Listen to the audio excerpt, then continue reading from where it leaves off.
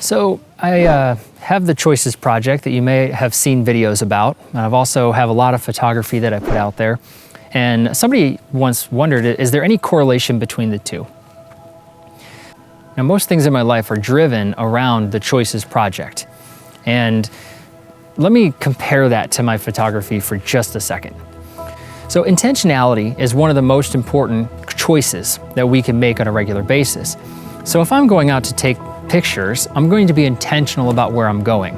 Obviously, I'm not going to get pictures of trees in the middle of the city, and I'm not going to get pictures of cars in the middle of the woods. I have to go to the right location. Now, I love taking landscape photography. I love sunrises and sunsets, and sunrise photos are a great example here too.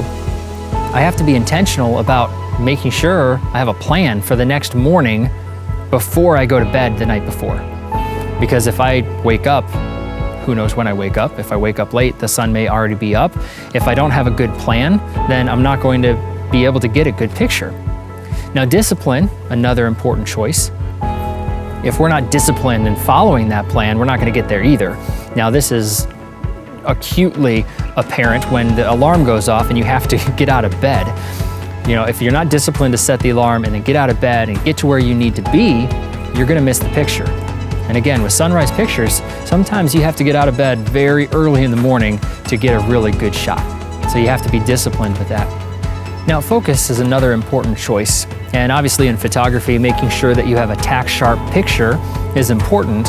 But something else that's important in relation to focus is being focused on your outing.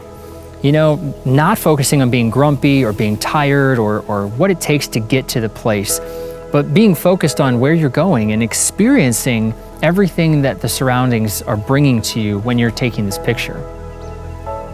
Action, of course, is important when it comes to taking photos. You have to actually get out of bed. You have to actually drive in the car or walk down the street to the location that you want to go. You actually have to press the button. You need to take action and do the plan, the intentional plan that you came up with. Otherwise, you wasted all the time with your intentional plan if you're not going to take action on it.